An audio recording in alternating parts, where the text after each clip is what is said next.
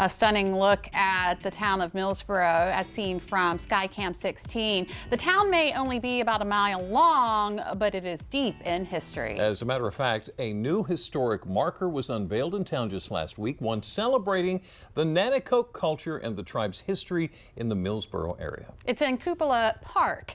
The ceremony included both town and tribal officials, and we're excited to welcome a few of them here to Historic Studio D. With us this afternoon, past Nanticoke Indian Association tribal member Dr. Bonnie Hall and Millsboro Assistant Town Manager Jamie Burke. Thank you both for being here this afternoon. So tell us, what's the significance of this dedication? Well, I think it's important that we understand that the Nanticoke Indian Tribe was the first inhabitants of the first state. And my ancestors have primarily lived along the Indian River. And so when we thought about how we could commemorate the history and the contributions that the Nanticoke Indian Association and its tribal community has had on the Millsboro and the surrounding area, we chose Cupola Park, and that became a partnership with the town of Millsboro. I think it's important that we understand that the Nanticokes were the first inhabitants, but more importantly that we're still here. We still exist. I'm a descendant. And so to be able to have the opportunity to commemorate our history and the contributions that we've made to the surrounding area, and to understand that we have continued to persist to exist. I like that. Yes. Okay. That's all. Was it a process to make it happen? It was. It took us over a year. Our committee convened on, I think it was July the 17th of 2018. I was very strategic and deliberate in who I chose once I got the Tribal Council's approval of who to have on the committee. There were representatives, of course, from the Nanticoke Indian Tribe, from the town. We had Sheldon and Jamie, the town manager and the assistant town manager. From the county, we chose Dan Parsons, who is the Sussex County Historic Planner. From the state of Delaware, of course, we picked Katie Hall, who is the Historic Marker Program Coordinator. And then of course, the Chief Natasha Carmine, Norwood Carmine, was on the committee, as well as another former tribal council member like myself, and that's Herman Jackson, and Herman also chairs the museum committee.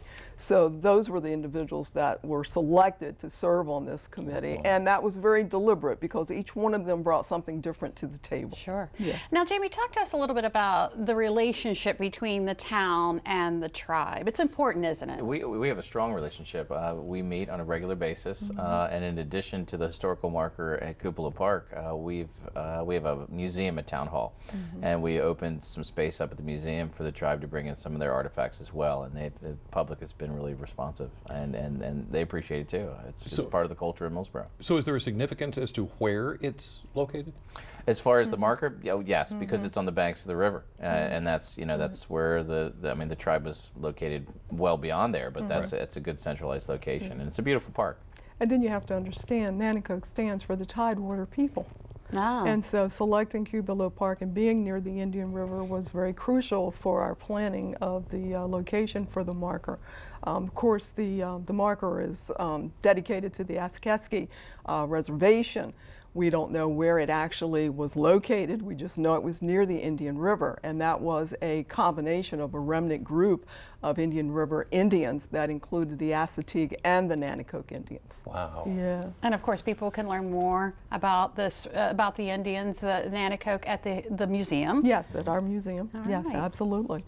And can I put a plug in for a celebration that we're having next month? On November the 2nd, which is a Saturday, we will be celebrating Native American Day at our museum, and that is from 11 to 4. We'll have native foods, we'll have crafts and vendors, storytelling, dancing, and our drummers, and the museum tours are free that day. And so the month of November is Native American Month, and so we've selected that date to celebrate with the community, and so everyone is invited to attend, and we certainly would look forward to having everyone. Sounds wonderful. Dr. Bonnie Hall and Jamie Burke, thank you so much for coming in this afternoon.